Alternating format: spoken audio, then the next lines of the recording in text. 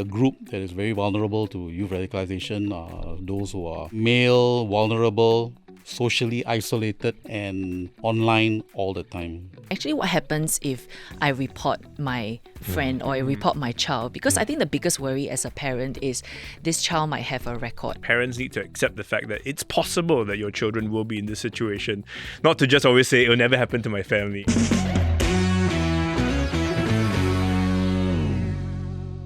Hi everyone, welcome back to another episode of Deep Dive with Tiffany and myself, Stephen. So Tiff, I mean, you still got young children, right? Yeah. And you're dropping them off at school every day. Yeah, it's Do you ever worry about their safety in school? No, I don't. I mean, in fact, I only worry about things like bullying, whether they have enough money for their recess, whether they are drinking enough water. Okay. Yeah, just these things, very simple things that I as a parent think about. Yeah, so very practical things, Did you feel quite shocked when we all heard recently that 2 teenagers were detained for, planning attacks on their school? Yeah, one of them was a 14-year-old boy, right? And his age really stuck out to me. He wrote a 21-page manifesto detailing his plans to attack his schoolmates and his teachers. Because, immediately I just thought, so young, and not too far off from my kid's age. Exactly. So that is very scary indeed for many parents out there. So today, we want to ask questions that are becoming harder to ignore. Why are teenagers becoming radicalized? What's getting our young people to think this way, and how can we keep our schools safe without locking them down, and perhaps some of the warning signs that we can look out for as well. Especially as a parent. So with us today we have Dr Mohamed Feisal Hassan. He's the secretary and counsellor at the Religious Rehabilitation Group. Hello. And we have Professor Kumar Ramakrishna. He's Dean of the S. Rajaratnam School of International Studies with a specialization in National Security Studies. Hi. All right, gentlemen, thank you for joining us. Now, Kumar, I'm going to start with you because this is the first time actually that, we've been made aware of schools being identified as the main target. We've heard of it being, usually religious institutions like a mosque or a synagogue. So having a school being a target, when it hit you, what came to mind? And what does it suggest? What does it say about what's going on? Well, in this latest round of ISA cases, there were 2 young boys, one 14 and the other one, I believe, 19, that had actually mentioned that they wanted to target schools, right? The older one wanted to target, in particular, LGBTQ students in his school. Yeah. The other one wanted to target fellow students and non-Muslim teachers, as was mentioned in the press release. In a way, this is not something new if you look at the issue globally, because globally, schools have been targeted. For example, unfortunately, in the US, we have a lot of cases of school shootings, right? So this is not something which is entirely a bolt out of the blue globally. But perhaps in this recent case, it's a bit of a wake-up call, if you like, that, in Singapore, schools are also places where these sorts of potential attacks could happen. So that is something we should keep in mind. Globally, for several years now, we have seen many cases of youth radicalization, teenagers, right? Very much indoctrinated by what they have observed online. Social media is very much, unfortunately, implicated in these cases of radicalization of young people, teenagers, So, in Singapore, so far, the youngest are 14. A few cases of 14-year-olds, but overseas, they're even younger, right? And when you're that young, where do you go every day? You go to school, right? So this is something which certainly the security community has to pay attention to. Not to say that tomorrow we should lock down schools, but we should certainly pay a bit more attention, in my view, to risk assessments concerning the safety of and security of school spaces. I want to get into the schools bit later on because I think as when I was first reading this piece of news, like you say, what struck me was that, these are very young kids. So we had a 14-year-old, 15-year-old, and a 19-year-old. Last September, we also had a 14-year-old who identified as an incel, involuntary celibate, and then who was also radicalized by both far right and far left extremist ideologies.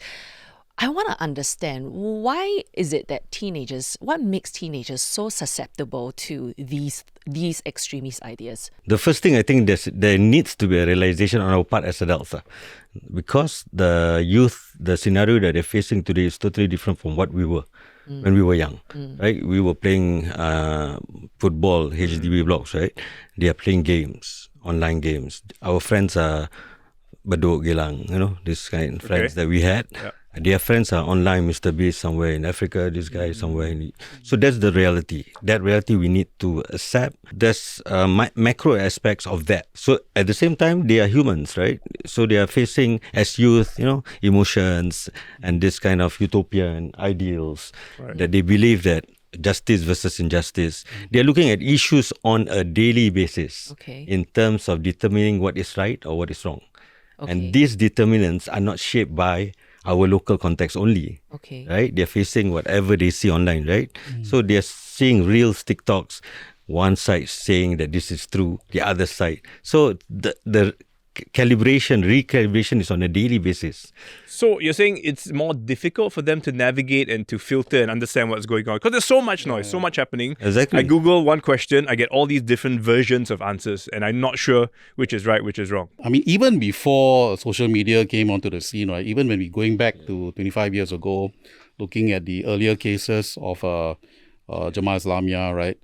The search for answers was also there. Yeah, correct. Right? Yeah. So what's different here? The information. Well, there's in the past, right? You need to those guys, they were radicalized because they were following a particular extremist teacher, right? And this particular cell, they are insulated from the wider society, so there are no countervailing views flowing around within the cell, right? Today, you still have physical groups in which all these extremist ideas flow around, but you also have the virtual group online in your WhatsApp chats, in your Telegram chats, right? And that's also a insulated space. And if these spaces are dominated by extremist ideas and nothing else, you're inside an echo chamber, right? And there's no other views floating around. And if you're immersed in that, and some of these young people, we know from at least what we see in the press releases, they have spent hours online, right? And they are immersed. And you go through the rabbit hole and the algorithm. And the algorithms keep feeding you more and more. Wait, why are they seeking answers from people around them? Don't they have people around them to ask these questions? Well, they do. But I mean, what is more, efficient than having your phone tell you all the answers, right? And with your phone, you connect to the whole world, right? Yeah. So you can really deep dive, right? You look at it from the point of view of the young person, all the range of sources are potentially available, right? There's an information overload, but also young people, right? Young people, I mean, some of the social science research suggests that when they're in their teens, or when they're younger, the executive decision-making part of the brain, right, is not as well developed as the emotional part of the brain, which is why, like what Faisal is saying, they look for black and white. Answers to complex questions like what's happening in the Middle East, right? You're looking for somebody online to tell them, okay, this is what is right, this is what is wrong, these guys are right, those guys are wrong, and these guys are the bad guys, these guys are the heroes, you should support the heroes. It's very simplified, very, very simplistic. But because it's so simple, it's very attractive, easy to understand. And young people, they're looking for the big causes. Yes. We want to be heroes, right? It's something we have seen over and over again. Every generation is like that as well. Yeah. Even in the 10 years ago when ISIS, Islamic State, right, they were drawing people from all over the world to the Iraq and Syria. Their narrative was very simple. Where you are nobody, right? But you come and join us, you'll be somebody, right? You will be a hero, you have status. The motivations haven't changed, right? The ideological space has become more complex. The range of sources has more accessible. Much more accessible, much more diverse. I mean, how much of it is also driven by loneliness? I mean, with the I teens that you think meet. part of it is also this issue of significance, right? So it's loneliness, then significance. Then they want to feel belong. They want to be somebody. Why ISIS attracts them? Why this kind of groups or individuals online attracts them? Because of symbolism too. So they see a hero figure online, right? So this plays into baiting them so that they'll be able to see that as simplistic as it is, my words I am significant within that circle that I'm talking to, right? So why do they look at schools? Why do they look at places that they want to attack and all that? Because that is the only against that they see from what is right to them. So the enablers becomes the place for them to be able to sort of show their significance. So you're saying that these places are places that they can then showcase that heroism that they were lacking. Exactly. Because that virtual empowered. reality to us is virtual, to them is reality. Right? So they are imposing their own reality. But I mean, all the stuff online is very sexy, very attractive. Many of us are doom scrolling also, you know, as adults. So is there also a lack of guidance on the outside? Young people, when they are online, right, and they are in a particular extremist space online, they already have people to talk to. Okay. They don't think there's a need to counter check because they find some a group online, right, that they feel part of. In fact, you look at many of the local cases that we radicalize, whether it's to Islamist extremism or far-right extremism, there's always a community they have been in touch with, you know, whether it's a Islamic State group or whether it's a far-right community. There is this community online which they are immersed in, who are giving them validation, who are telling them, oh, you're right, let me tell you what to do. Which speaks to that loneliness that That's they right. feel, That's right? right. So there is that gaping hole, and they use that to fill that hole. I think in counselling, when we do counselling to them, the differences in the groups that we meet, right? When we met JI, when we met ISIS, and we met youth radicals, right? The factor that we see different in terms of youth radicals are those that it's easy to talk to them. So What do they're you mean? open to discussing what they believe in. Okay. Because they don't have any agenda in the sense of bringing their group dynamics to the world in that sense. So it's more of their quest for truth in that sense. Whereas Whereas GI is totally different. They don't trust, they don't trust us because they do not want to talk they are to older. us. Yeah, and they're older. So Precisely. is that the difference between how you would then work I think the young with people young attracted to that? people because and the older issue people? is that I think because they have communities online, right? Yeah. So of course they are 24/7 online, but at the same time they still need that emotional rapport with real people, right? They do not have that. Okay. So when they meet us, it's easy to talk to them, and they are like, venting all these frustrations or whatever, or seeking answers to questions of faith, to questions of context. So they So need. if only they had met you earlier. Exactly. This is Right. our point. Our point is that why have we not been able to actually meet them earlier, right? Rather than we meet them in detention, And also something we were discussing earlier, because many of these cases, the young people, they don't really have strong relationships at home. True. They don't really communicate True. deeply enough with siblings, or the parents are very busy, etc., etc. And so they go online. Does this have to do with the fact that because maybe as an adult, older, more lived experiences, I can see those differences, whereas as a young person, they're more easily swayed, perhaps they're not so clear, I guess, also about In what a way, may be yeah. right or wrong. I would agree with that. I mean, they don't have they don't have the experience and the background to know better. I mean, and some of the ways they are targeted is, through games, right? Everybody wants to play games. It's fun, and that's one of the ways in which some of these extremists target them through all these online games. There's another kind of new term that I have seen as well. This term, I'm sure, is something that you guys have seen in your work, but it's new to me. This term, salad bar extremism, Oh, right. Yeah. which describes where people pick and choose different beliefs and narratives rather than subscribe to one ideology. How difficult does this sort of salad bar extremism make your work? I think it's very difficult because in the first place, when we encounter with Jemaah Islamiyah, ISIS, there is a paradigm of thoughts, ideas, concepts that we rebut, and then we show them the real meaning of it from whatever they have understood, right? But with salad bar, it's about understanding the person and the garbages of information that they have made into the jigsaw of what they think they are. It's also like whatever society says is good, as a young person, you have this rebellious streak, Right. like why do I have to? Why do you, just because you say it's good, I mean, do I have to follow? So that's that kind of youthful rebelliousness as well, which can be exploited. But going back to the salad bar issue, right? The term was used by the US FBI in congressional testimony back in 2020. So the other terms, like for example, composite violent extremism, which is used.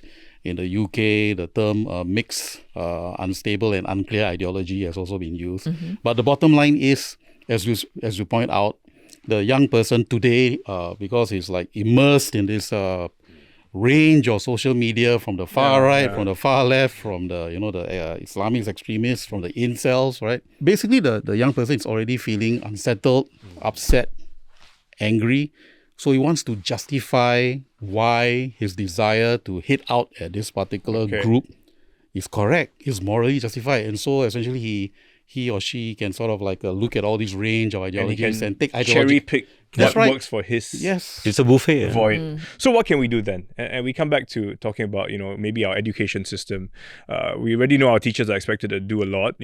Are we now saying maybe they need to even take a step further, become, this, I don't know, because they are there, they see the kids, maybe they can pick up on some of the signs when it happens, or is that too much to expect? I believe that this is already being done at the schools, where there's been attempts to, and programs, campaigns to sort of like raise teachers' awareness of the early warning signs of radicalization. I think this is already being done. It's not just the teacher's role; it's also the parents' role. I mean, if you see your child's becoming withdrawn, right? We spend a lot of time online. You don't even know what he is doing, and from time to time, he says things which seem out of place and seem to be politically charged, right? About something he has an opinion about the Middle East, and especially if he says certain things about members of other groups in society. I mean, at the very least, one should start paying attention.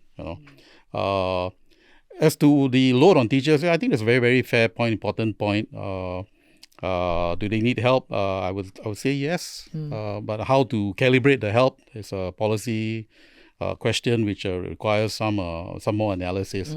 But if you ask me, I would agree with what points some of our political leaders were making, that we don't want to turn schools into garrisons. What does that look like if we turn a school into Well, I don't think we need to go down the route of some countries in the West, for example. They have, they go to a point where they have, for example, active shooter drills, right? Undeclared, unannounced active shooter drills, for example, where, everybody goes into lockdown and they think that it's a real threat, and actually it's not, it's just a drill, because that can be very traumatic.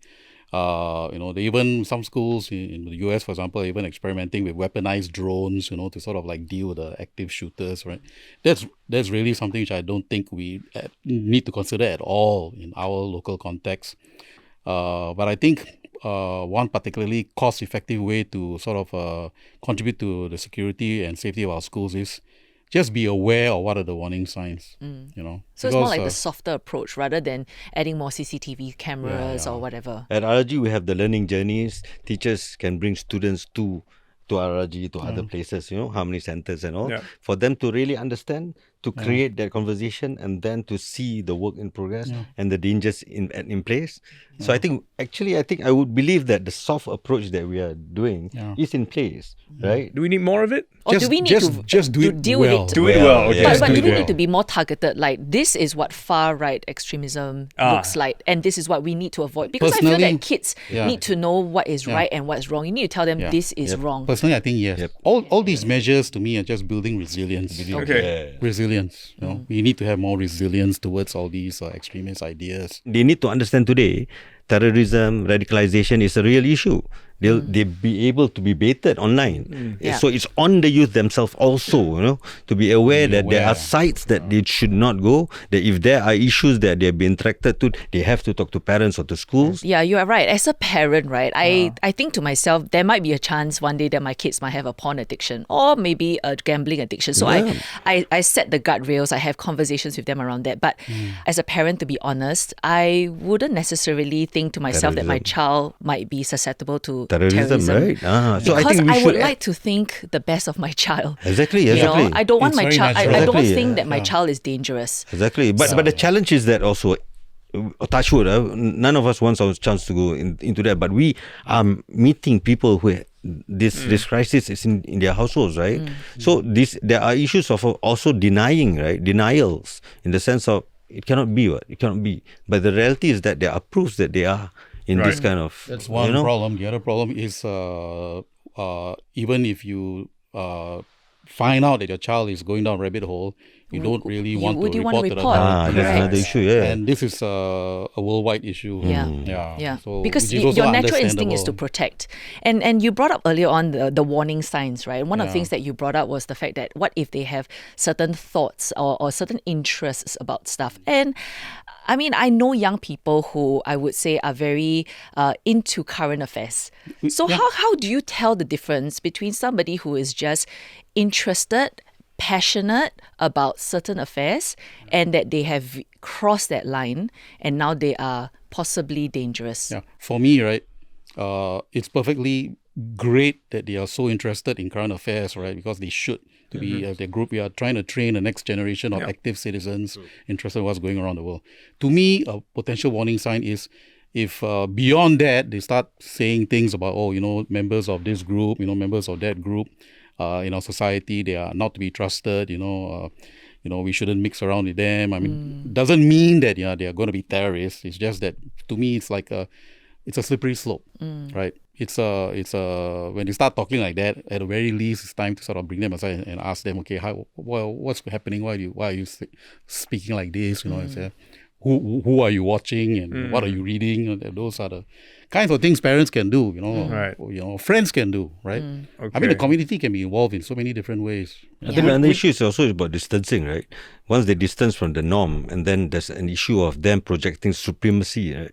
Supremacy of a particular thing. It could be even about vegan, about animal rights and whatever not, right? Yeah. So, but they think that is the only issue that they think is the most important thing in this world, right? I think this supremacy ideas that are boiling them too in terms of stating their identity and where they belong. You see, in the past, right, and Faisal is right, we could identify the slippery slope, at least ideologically, when, for example, they were saying that, it'll be the JI guys, Al-Qaeda, ISIS people, they will be saying it'll be good to create a so-called caliphate, right? Then the far-right people came along and were saying that, we should sort of like create we support the idea of a white ethno-state, that's a great idea, why don't we do this sort of thing? Today, because of all this ideological mishmashing going around, right, there's even the rise of the nihilistic violent extremism, which basically is violence because it's good to be violent, violence for violence sake, right? So they worship the mass shooters and everything. Yes, which is, I mean, there's no ideology. It's just that violence is good. Yeah. Some people say that in itself is an ideological position, right? But but anyway, there's no political objective. It's just that violence for violence sake. So this is becoming like a real challenge for many people in the policy analysis in the security intelligence community, how to make sense of all these things that are going on, right? And the other thing is white supremacists used to be something was articulated in the West, right? Nowadays, you also hear about East Asian supremacy. Right? Singaporean cases, East Asian supremacists. So right? that's where they identify with Chinese, Han Chinese, Japanese, Koreans, and they see that these are the more superior races. And we need to protect these groups from being replaced by those that... So in a way, it has become localized in our context. But it sounds like it will keep on evolving and adapting and changing. Yeah. You already see this in Southeast Asia. Yeah. Which means there is no end to this. So that is why, like at RRG, what we do is that we create common spaces. So we have programs with MOE for students to come and to discuss and to ask from real speakers of Islam in the sense and find answers which they would not be able to get it online. So the pragmatism of it, I think now is where parents have a role. So you're saying try to offer answers before they go and search. I think we need to create common spaces for us to share this. The good thing about creating common spaces is at least you expose young people to difference.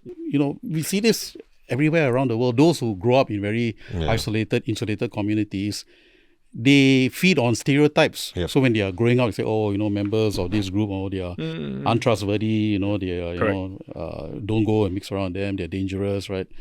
But, the way to overcome that is when everybody is young, expose them to members of other groups, children of other groups, and they find a lot of things are in common. But even before we get to the rehab stage, right, I think a lot of parents or even friends would also be asking, actually, what happens if I report my friend or I report my child? Because I think the biggest worry as a parent is this child might have a record. Yeah. And in Singapore, Criminal record. like records stay with you forever. Yeah. So help us to understand, what are the steps? Like if, let's say, I know somebody and I report them, I report them to, say, RRG. Do you guys keep a record of that? And I think basically that's the point of RRG having our helpline, you see. So that they would not be caught by the law. So our point is that let us talk to the kid. So you start with counselling with no It's not even record. counselling. Okay. It's about we have our system of mentoring.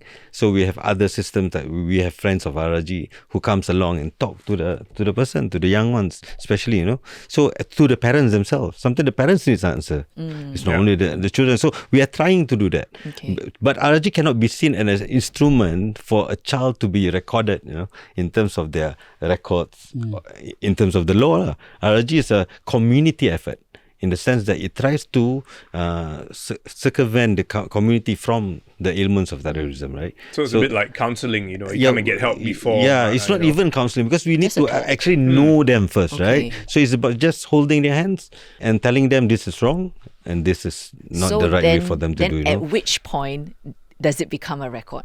So we have never encountered from RRG in that sense that RRG introduced a person so that they will be caught. No. Okay. Not. So other than other cases that came into light from the But otherwise, these investigation kids that itself. we've just been talking about, they will have a record because they've been apprehended by the law. I mean, so they've... Because that comes from investigations and other proofs. If they're under 18, they won't be named. They are not named. Yeah. But I'm sure they're kept in the record Because somewhere, obviously right? there's a big fear of your parents who don't want to report on their own children, right? Yes. I mean, are you able to convince parents to say, I guess as a parent, they must think, is there any benefit from me reporting on my child? Or what is if I get it the wrong? upside more than the downside? Yeah. And what if I get it wrong? So unless the parents have a way of getting the children out of that hole, don't report.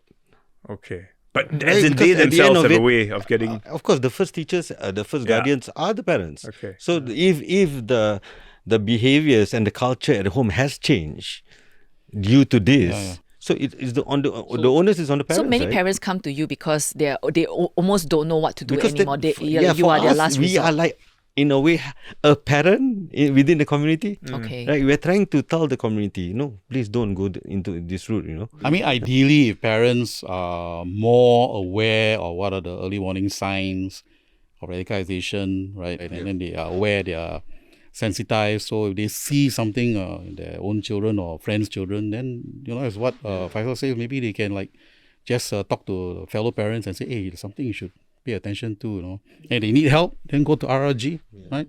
And RRG will come in. on RRG's level also, we have talked to National Churches Council, other friends who are involved. So there are points within our community.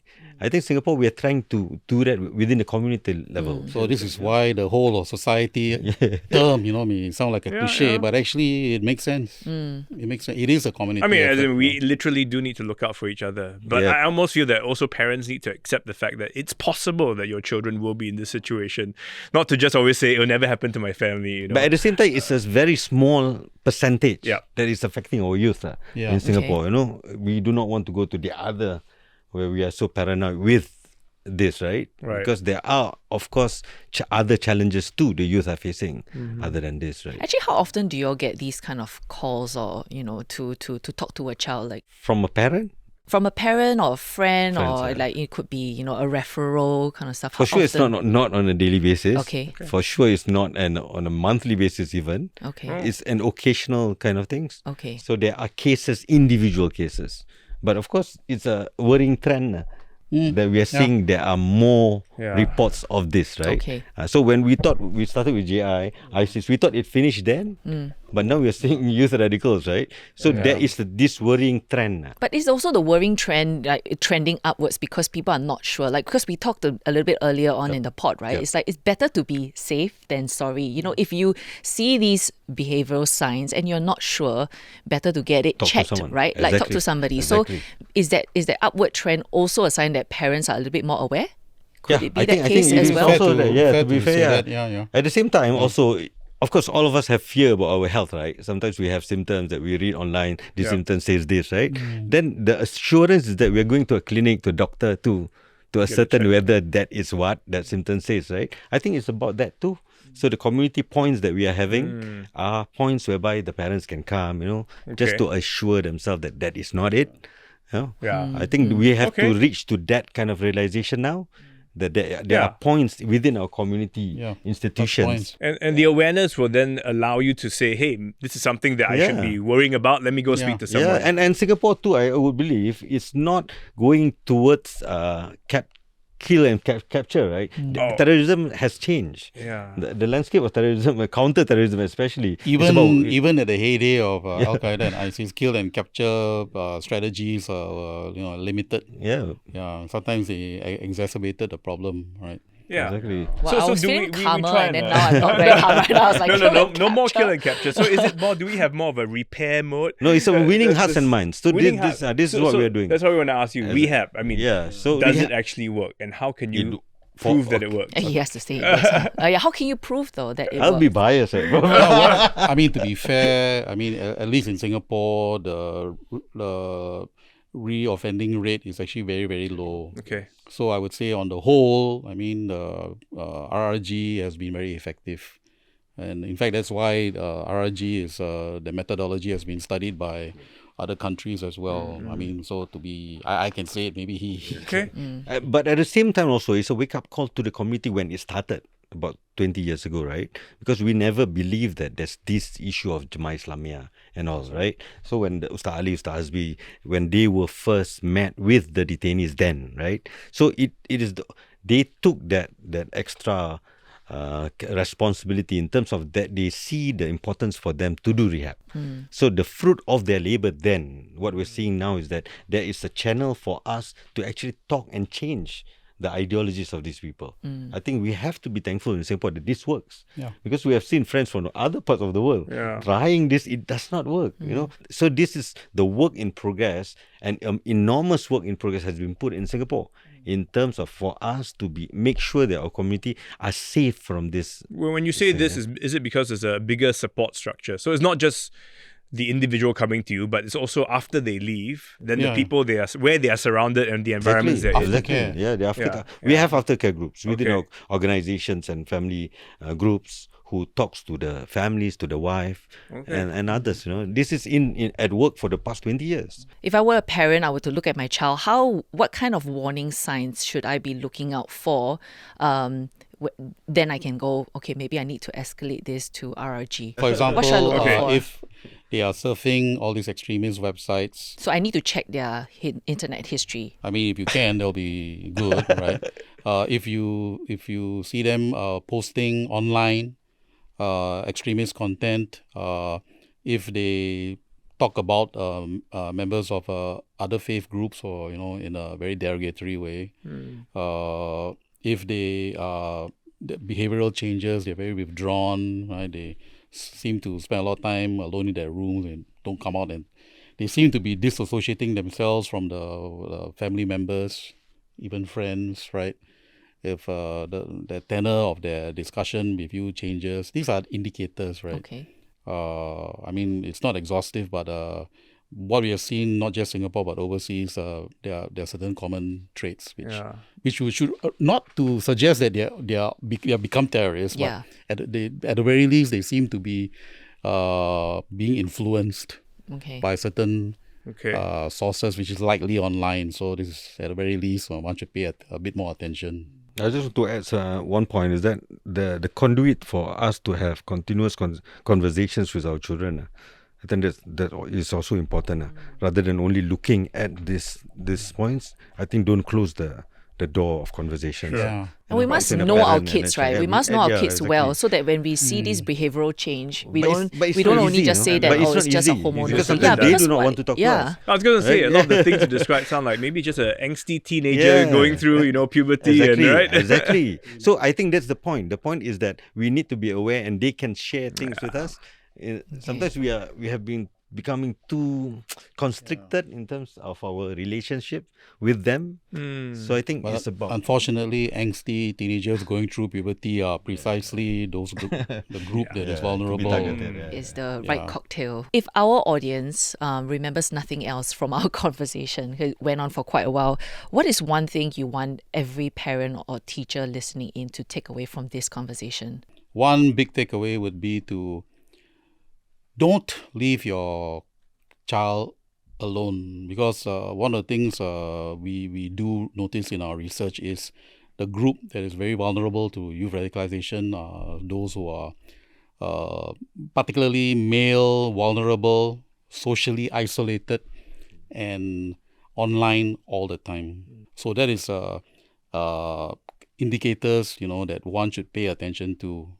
If your child is like that, right? I mean, it's not the healthiest situation to be in. You're talking about incels, right? The whole idea about incels is these young guys, especially, who really have difficulty making friends with the opposite sex, having romantic relationships, and because of that, they are exposed to online influences that say, therefore, women are the enemy, right? Women and attractive guys are the enemy, and they should be targeted, right?